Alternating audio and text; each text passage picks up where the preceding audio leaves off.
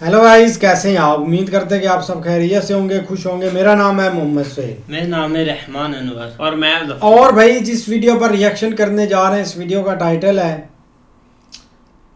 One in a trillion cricket moment में। काफ़ी interesting यार वीडियो है। अगर वीडियो पसंद आए तो वीडियो को लाइक और चैनल को सब्सक्राइब जरूर कीजिएगा। तो करते हैं वीडियो स्टार्ट। आखिर क्यों आउट देने से पहले अंपायर ने यहाँ रिकी पोंटिंग से पूछा था, और जहाँ बैट्समैन को एलबीडब्ल्यू आउट दिया जाता है, वहीं सचिन तेंदुलकर को सर पर बॉल लगने की वजह से आउट क्यों दिया गया था, और क्या बुमराह का एक्शन विराट कोहली से इंस्पायर्ड है? वेल, इस वीडियो में आपको क्रिकेट के कुछ ऐसे शानदार मोमेंट्स देखने को मिलेंगे जो कि करोड़ों में सिर्फ एक बार होते हैं, क्योंकि भाई ये वीडियो है one in a trillion cricket moments का part 4। So let's start with number 20। आप सभी सचिन सर को उनकी मास्टर क्लास बैटिंग के लिए जानते होंगे, लेकिन आप में से बहुत कम लोग ये जानते होंगे कि सचिन सर की बॉलिंग भी उनकी बैटिंग की तरह एक मास्टर क्लास थी, क्योंकि सचिन सर एक ऐसे बॉलर है जिन्होंने अपने कैरियर में हर तरह की बॉल डाली है। अब वो कैसे, ये आप यहाँ देखो। जब सचिन सर एक राइट हैंडर को बॉल डाल रहे थे, तब वो उसे लेग स्पिन डालते हैं।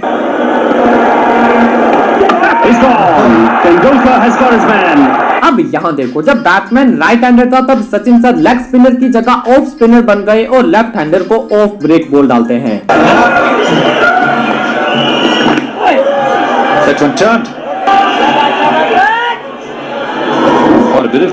और यही नहीं, जब इंडियन टीम को किसी स्पिनर की जगह कोई एक्स्ट्रा पेसर चाहिए होता था, तब सचिन सर स्पिन छोड़कर सीम बॉलिंग भी कर लेते थे। जैसे कि उनकी सीम बॉल को देखो, जिसमें वो ऑस्ट्रेलिया के मार्क टेलर के विकेट लेते हैं। Well, there we go. He was looking innocuous. Mark Taylor has got one onto his stumps, as did Jeffrey Marsh. अब आप खुद सोचो कि दुनिया में ऐसा दूसरा कौन सा प्लेयर है जो कि बैटिंग, स्पिन बॉलिंग और फास्ट बॉलिंग सब कुछ कर लेता हो। नंबर 19। शेन वॉर्न की बॉलिंग के बारे में तो आप सभी जानते होंगे, जिन्होंने अपनी बॉलिंग से अपने टाइम के हर एक लेजेंडरी बैट्समैन को परेशान करके रखा था। और क्या आप जानते हो कि शेन वॉर्न ने अपनी बॉलिंग से रिसेंट टाइम के एक लेजेंड प्लेयर को भी काफी परेशान किया था, और वो लेजेंड प्लेयर है विराट कोहली। हालांकि विराट कोहली के इंटरनेशनल डेब्यू से पहले शेन वॉर्न रिटायर हो चुके थे, जिससे कि इंटरनेशनल क्रिकेट में इन दोनों का कभी फेस ऑफ नहीं हुआ। लेकिन 2009 के आईपीएल में ये दोनों प्लेयर्स एक दूसरे के आमने सामने आते हैं। बैटिंग पर थे यंग विराट कोहली और उन्हें ओवर डाल रहे थे क्रिकेट इंडस्ट्री के लेजेंड बन चुके शेन वॉर्न। और जहां एक्सपीरियंस्ड बल्लेबाज भी शेन वॉर्न की बॉल पर धोखा खा जाते थे, वहां भला यंग विराट कोहली कैसे टिकने वाले थे। और इस लेजेंडरी बैटल में शेन वॉर्न की इस मैजिकल बॉल ने विराट कोहली को क्लीन बोल्ड कर दिया था। Looking to do something different, turn the game for his side. There you go, there it is, straight through Virat Kohli. Number 18। अब ये जो कोइंसिडेंस है ना भाई, ये आपकी दिमाग की नसों को हिलाकर रख देगा। 2018 में अफगानिस्तान और जिम्बाब्वे के बीच एक सीरीज खेली गई, और इस सीरीज के फर्स्ट ओडीआई मैच का स्कोर कार्ड देखो। अफगानिस्तान ने 5 विकेट खोकर 333 रन बना दिए थे, और फिर इस टारगेट को चेस करते हुए जिम्बाब्वे 179 पर ऑल आउट हो गई थी, और अफगानिस्तान ने इस मैच को 154 रनों से जीत लिया था। आई नो कि इसमें कोई ऐसा खास कोइंसिडेंस नहीं छुपा, लेकिन आप इस सीरीज के दूसरे ओडीआई मैच का स्कोर कार्ड देखो। इस बार जिम्बाब्वे ने पहले बैटिंग करी और 5 विकेट के नुकसान पर ही 333 रन बना दिए, और भाई पता नहीं कैसे, लेकिन चेस करते हुए अफगानिस्तान को भी जिम्बाब्वे ने 179 पर ही ऑल आउट कर दिया था, और इस मैच को भी उन्होंने 154 रनों से जीत लिया था। मतलब भाई आप खुद सोचो कि इससे परफेक्ट रिवेंज मोमेंट भला क्या हो सकता है। नंबर 17। आप सभी जानते होंगे कि रविंद्र जडेजा को बॉलिंग में उनकी कंसिस्टेंसी के लिए जाना जाता है, यानी कि वो एक टप्पा पकड़कर वहीं ज्यादातर बॉल डालते जाएंगे, और वो काफी रेयरली बैड डिलीवरीज डालते हैं। लेकिन भाई ये वाली जो बॉल है, ये बैड नहीं बल्कि उनके कैरियर की वर्स्ट डिलीवरी थी। इंडिया वर्सेस इंग्लैंड के टेस्ट मैच में जडेजा जोनाथन ट्रोट को बॉल डालने वाले थे, लेकिन ये बॉल उनके हाथ से स्लिप हो गई और 2-3 टप्पे खाकर पिच के बाहर चली जाती है। अब ऑलरेडी 2 टप्पों की वजह से ये एक नो बॉल हो चुकी थी, लेकिन जोनाथन ट्रोट ने जो इस बॉल के साथ किया वो तो इससे भी ज्यादा रेयर था। जैसे ही बॉल पिच के बाहर गई, ट्रोट ने भी अपनी क्रीज छोड़ी और डेड हो चुकी इस बॉल को भी वहीं से बाउंड्री के लिए भेज दिया था।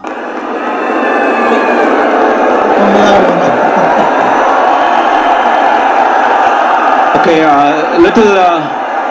it's a no ball.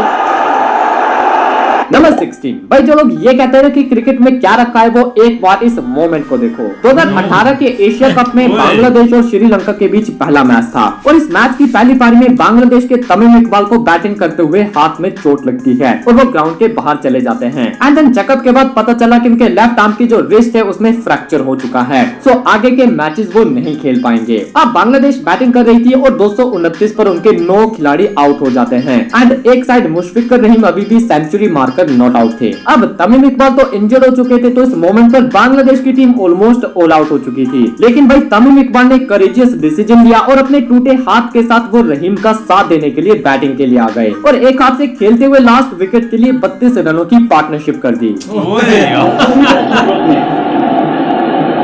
That's what you expect from sports person who are playing at the elite level. Their inspiration, their role models.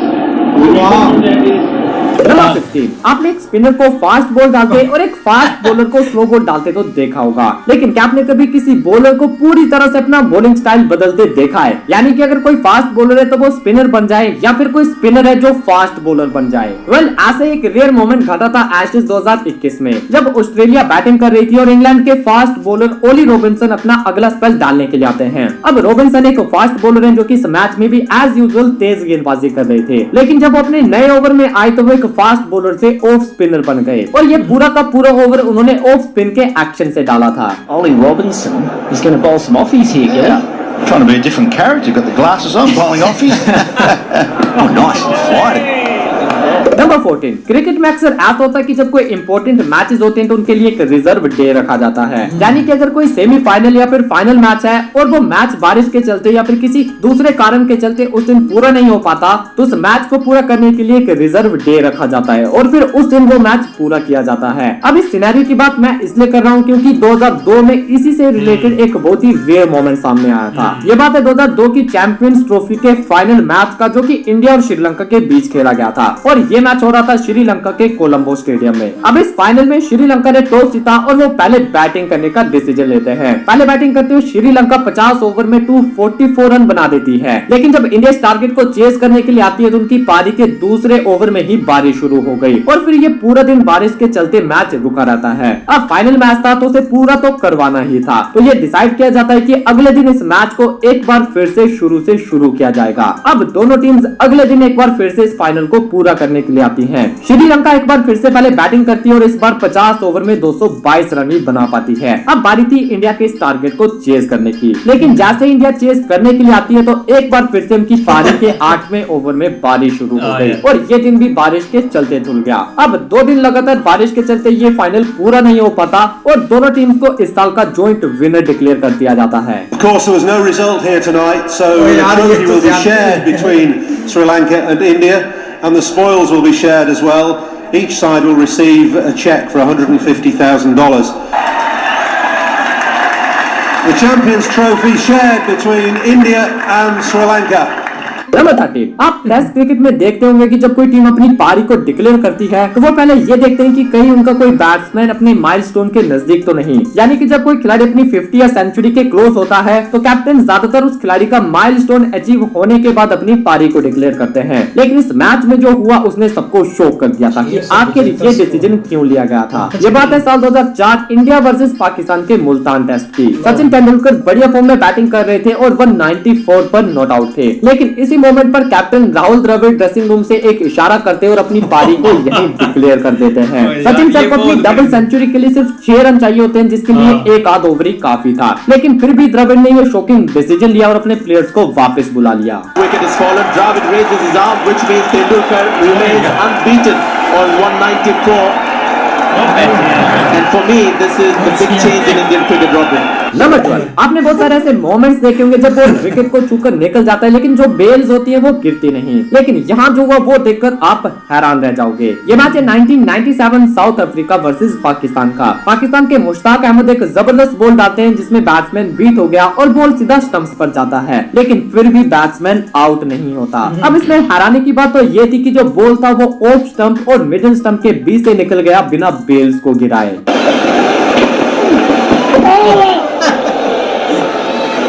I don't know what happened there. It went down. It went through the stumps. I thought he was bowled myself, and then when he didn't go.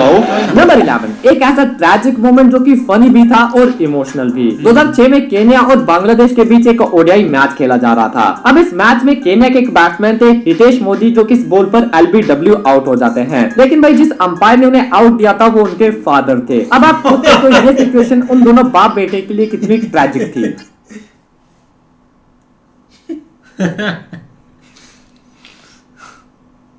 Number 10, आपने अलग अलग तरह की no balls और कई तरह के अजीबोगरीब बॉलिंग एक्शंस देखे होंगे, लेकिन नो बॉल डालने का ये वाला एक्शन थोड़ा सा कैजुअल है। इंडिया वर्सेस बांग्लादेश के इस मैच में रियान पराग मलिंगा से इतने ज्यादा इंस्पायर्ड हो गए क्योंकि बाजू पूरी तरह से फ्लैट हो गई, लेकिन इस एक्शन को कॉपी करने में उन्होंने एक गलती कर दी क्योंकि ये बॉल डालते हुए रियान पराग का पिछला पैर इस स्क्रैम लाइन से बाहर चला गया था, जो कि रूल्स के अकॉर्डिंग नो बॉल होती है। Well, what was that? With his back foot gone past the tram line. No. Number 9, आप सब ये तो जानते होंगे कि क्रिकेट के स्टार्टिंग इयर्स में वेस्ट इंडीज ने सबको डोमिनेट करा था और वेस्ट इंडीज एक ऐसी टीम हुआ करती थी जो कि हर एक आईसीसी टूर्नामेंट में अपना एक इम्पैक्ट डालकर जाती थी, लेकिन पिछले कुछ टाइम से वेस्ट इंडीज का जो क्रिकेट है उसका ग्राफ सिर्फ नीचे की तरफ गया है और इसका मेन रीजन है खिलाड़ियों को उनका पैसा टाइम पर ना देना। और ऐसे बहुत सारे मोमेंट्स आए जब सीनियर प्लेयर्स ने खेलने से मना कर दिया था क्योंकि कई टाइम से उनकी मैच फीस नहीं दी गई थी, और इसलिए आप देखते भी होंगे कि पिछले कुछ टाइम से वेस्ट इंडीज के जो मेन प्लेयर्स हुआ करते थे वो उनकी नेशनल टीम का हिस्सा नहीं होते थे। नंबर 8, मैच के दौरान आपने देखा होगा कि जब कोई खिलाड़ी रूल्स फॉलो नहीं करता या फिर कोई गलती करता है तो अंपायर उसे डांट देते हैं और प्लेयर्स को फिर अंपायर से सॉरी भी मांगना पड़ता है, लेकिन ये मोमेंट ऐसा था जब इंडिया के रवि बिश्नोई ने अंपायर को डांट लगा दी और फिर अंपायर को ही उन्हें सॉरी भी बोलना पड़ा। वेल, हुआ ये कि रवि बिश्नोई बॉल डालते हैं जिस पर जिम्बाब्वे के बैट्समैन उन्हें रिवर्स स्वीप की ट्राई करते हैं, लेकिन बॉल को वो मिस कर देते हैं और बॉल उनकी टांगों के पीछे से कीपर के पास चला जाता है। अब अंपायर इस बॉल को वाइड दे देता है, लेकिन रवि बिश्नोई अंपायर को डांट लगाकर कहते हैं कि भाई ये वाइड भला कैसे हो गई, और अंपायर उसी टाइम बिश्नोई को सॉरी बोलता है और अपना डिसीजन भी चेंज कर देता है।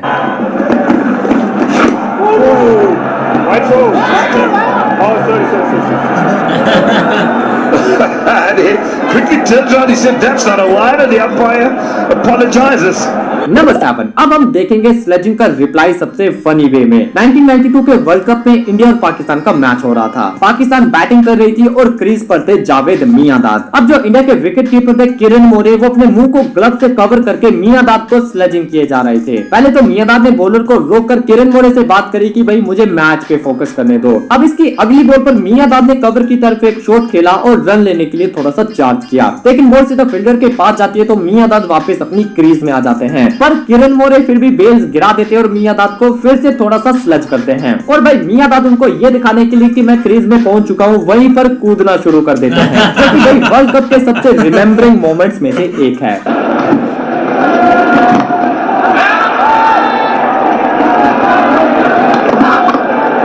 And not out is the final decision. Yes, he's never stuck around the place. Number 6, wicket गिरने के बाद अक्सर जो बैट्समैन होता है उसे ड्रेसिंग रूम की तरफ वापस जाना पड़ता है, लेकिन इस मैच में बैट्समैन के साथ साथ बॉलर भी ड्रेसिंग रूम की तरफ चला गया था।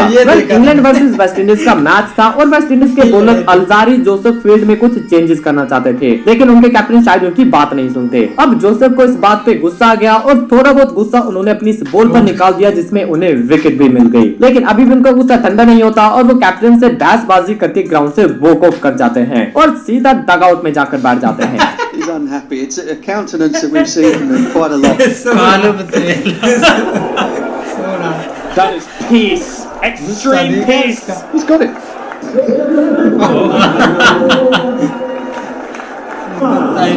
Well, I mean, I don't know what to say. It's a fabulous over. After that. Number 5, अब जो लोग नंबर्स में इंटरेस्ट लेते हैं ये वाला फैक्ट उनको काफी पसंद आने वाला है। 11 नवंबर 2011 को साउथ अफ्रीका और ऑस्ट्रेलिया के बीच एक मैच खेला जा रहा था और इस मैच में 11 नंबर का एक ऐसा कोइंसिडेंस सामने आया था जिसे देखकर सब हैरान हो गए थे, क्योंकि भाई 11 नवंबर 2011 के इस मैच में ठीक 11:11 पर साउथ अफ्रीका को जीतने के लिए 111 रन चाहिए थे, यानी कि 11/11/11 की तारीख को 11:11 पर 111 रन, जो कि काफी ज्यादा अनरियल सा था। नंबर 4, आपने क्रिकेट मैच में खिलाड़ियों को एलबीडब्ल्यू आउट होते तो काफी बार देखा होगा, लेकिन क्या आपने कभी किसी खिलाड़ी को एसबीडब्ल्यू आउट होते देखा है? Well, SBW means shoulder before wicket, यानी कि बॉल बैट्समैन के शोल्डर से टकराए और अंपायर ने उसे एलबीडब्ल्यू रूल के अकॉर्डिंग आउट दे दिया। वेल, अगर नहीं तो ग्लेन मैकग्रा की इस बॉल को देखो जो कि उन्होंने सचिन तेंदुलकर को डाली थी। ये एक शॉर्ट पिच बॉल होती है जिसे सचिन सर छोड़ने के लिए नीचे झुक जाते हैं, लेकिन बॉल उतनी बाउंस नहीं होती और सीधा जाकर सचिन सर के शोल्डर से टकराती है। अब इस पर ग्लेन मैकग्रा एलबीडब्ल्यू के लिए अपील करते और अंपायर ने उनकी अपील को एक्सेप्ट भी कर लिया और सचिन सबको LBW आउट दे दिया। Too much here. Adelaide has been given out LBW to a ball that didn't rise. Number 3, आपने मैच के अंदर अंपायर्स को कई बार गलत डिसीजन देते देखा होगा, लेकिन अंपायर का ये जो डिसीजन था इसे कोई भी इंसान समझ नहीं पाया और शायद खुद अंपायर भी फूंक कर आया था जिसकी वजह से उसने ऐसा डिसीजन लिया। इंडिया और साउथ अफ्रीका के बीच हो रहे इस ओडीआई मैच में चहल और कुलदीप की जोड़ी की घातक गेंदबाजी के चलते साउथ अफ्रीका सिर्फ 118 पर ऑल आउट हो गई और 119 का टारगेट चेस करते हुए इंडियन टीम ने सिर्फ 19 ओवर में 117 रन बना दिए थे, यानी कि अब इंडिया को जीतने के लिए सिर्फ 2 रन चाहिए थे और अंपायर इसी बीच लंच टाइम का इशारा कर देता है। अब आप सोच रहे थे कि ओडीआई मैच में लंच टाइम कहां से आ गया, लेकिन भाई जब एक टीम अपनी पूरी पारी खेल लेती है तो उसके बाद 45 मिनट्स का एक ब्रेक आता है जो कि एज ए लंच टाइम होता है। लेकिन जब साउथ अफ्रीका की टीम जल्दी ऑल आउट हो गई तो बिना कोई ब्रेक लिए इंडिया की बैटिंग आ जाती है और जब इंडिया को जीतने के लिए सिर्फ 2 रन बचते हैं तो एग्जैक्ट लंच का टाइम ये हो जाता है और अंपायर खिलाड़ियों से कहता है कि भाई पहले लंच कर लो उसके बाद 2 रन मार लेना। मतलब यार लिटरली सिर्फ एक गेंद की बात थी, लेकिन अंपायर की स्कोर के चलते इंडिया को ये मैच जीतने के लिए 45 मिनट्स का ब्रेक लेना पड़ा था। They can look to come back for 2 again and do that quite comfortably. Now there's only a handful. No, I can't believe this. This is just quite ridiculous. This is absolutely ridiculous. This is where cricket has a real problem. Common sense has got to prevail. That's the end of the over. They need 2 runs to win. I am astonished by this. They cannot come off. It's as simple as that. They've got to stay on. Oh, we had a dip at that. He's got it away. Are they going to come back for the second? They're going to trot back for the second as the ball stops.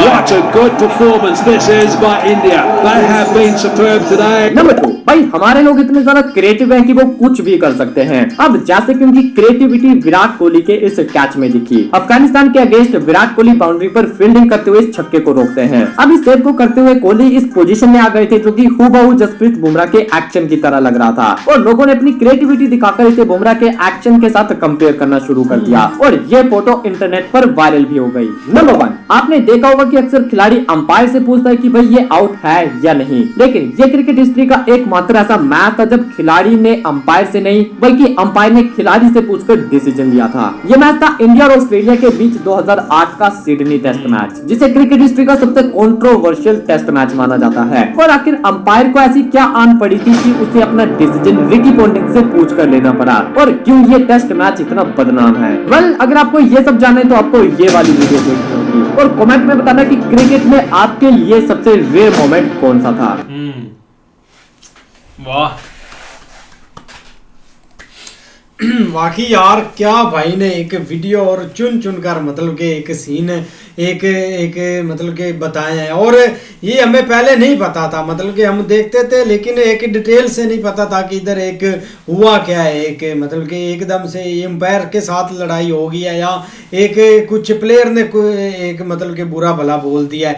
जैसे वो एक जुवेद मियां दाद वाला भाई इतने साल बीत गए उसका अभी तक नहीं मुझे नहीं पता था कि ऐसा हुआ है कि मतलब कि वो ग्रीस में आया और उसने बोला कि मैं ग्रीस में हूँ इसलिए वो कूदा। मुझे यही लगता था कि ऐसे मतलब कि एक दूसरे को चिढ़ाने के लिए उसने बोला है, लेकिन भाई ने आज ना एक सही वो बात बताई है जो कि उधर एक एक्चुअली हुई थी। एक और भी बड़े मूवमेंट है यार, एक मतलब कि एक हैरान करने वाले एक वाकई जो टाइटल भाई ने लिखा है ना वो एक सेम इस पर परफेक्ट आता है। और एक जो मतलब कि वो श्रीलंका और इंडिया वाला हुआ था फाइनल वो तो 2 दिन बारिश और इंडिया ने वो जीत जाना था कन्फर्म यार। एक तो हमने देखा था मतलब कि 28 रन पर 1-0 आउट था और इजी उन्होंने फाइनल जीत जाना था, लेकिन वो बारिश ने आकर एक काम खराब कर दिया। बाकी एक भाई एक सचिन तेंदुलकर एक मतलब के स्पिनर बॉलर भी थे, फास्ट भी थे और बैट्समैन भी था, मतलब के एक कड़क बैट्समैन थे।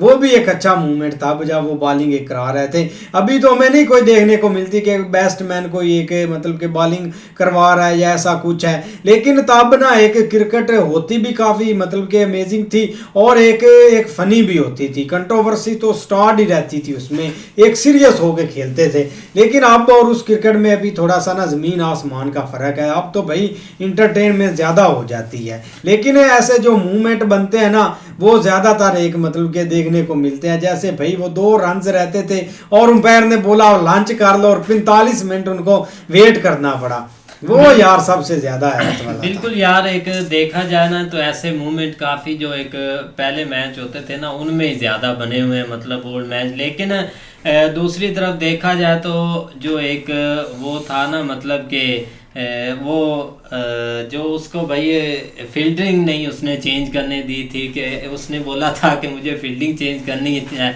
और वो लड़ाई करके बाहर जाके बैठ गया था, वो काफ़ी इंटरेस्टिंग था। या एक दूसरा मूवमेंट बना था जब एक 11 तारीख थी, एक पूरी डेट टाइम रन, हाँ वो भी काफ़ी इंटरेस्टिंग था, वो भी काफ़ी। लेकिन ये सही था कि जिसमें एक वो जिम्बाब्वे वाला और अफ़गानिस्तान वाला था कि मतलब सेम रन पे उन्होंने ही हराया और सेम रन पे फिर इन्होंने हराया। काफ़ी इंटरेस्टिंग मूवमेंट बने थे वहाँ। नहीं ऐसे ही है, लेकिन ये कि भाई एक इंटरटेनमेंट देखी जाए ना, जितनी एक वेस्ट इंडीज़ के खिलाड़ियों ने एक क्रिएट की थी ना, खासकर जब वो मैच जीतते थे और उसके अलावा जब वो इकट्ठे होते थे या विकेट कोई एक टॉप की विकेट लेते थे, वो गेल जब था एक ब्रावो थे, और एक बड़े बड़े थे यार, एक और था वो अभी वो IPL में भी खेलता है अभी भी, वो सैमी नहीं एक और था वो पुलार्ड पुलार्ड होल्डर। मतलब ये कि ये एक अच्छा इनका एक बैच था और काफ़ी इन्होंने भाई एक क्रिकेट में। बाकी भाई दूसरा छोटे छोटे जो आए हैं ना मोमेंट, वो वाकई एक पहली दफ़ा एक सामने आए हैं और उनको देख के काफ़ी एक अच्छा लगा।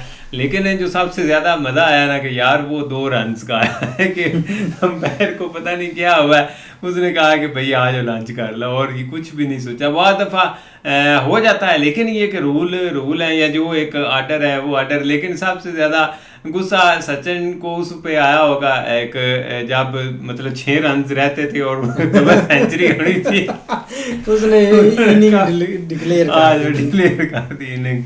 वो भी अच्छा था यार, अच्छे थे यार भाई, वो दिन भी भाई काफी अच्छे थे। मुल्तान में खेल रहे थे यार, अब तो वो मतलब कि देखो कितना चैंपियन ट्रॉफी का एक हल्ला मचा हुआ है। वो दिन थे एक नॉर्मल, एक मिस करते हैं उस दिन को, लेकिन वो एक तमीम इकबाल का काफी अच्छा था। मतलब कि एक हाथ से बांग्लादेश वाला भाई ने 32 रन की मतलब कि एक पार्टनरशिप एक हाथ से ऐसे लगाई है जैसे एक मैक्सवेल ने एक लात पर होकर भाई अफगानिस्तान की नींदें उड़ाई थी। वो अच्छा वो मुझे लगता है पार्ट 1-2 में होगा एक मैक्सवेल वाला, वो तो भाई एक सबसे अलग है, एक सबसे ज्यादा। लेकिन काफी एक इंटरेस्टिंग वीडियो थी। अगर आपको वीडियो पसंद आए तो वीडियो को लाइक जरूर कीजिएगा। तब तक के लिए गुड बाय, टेक।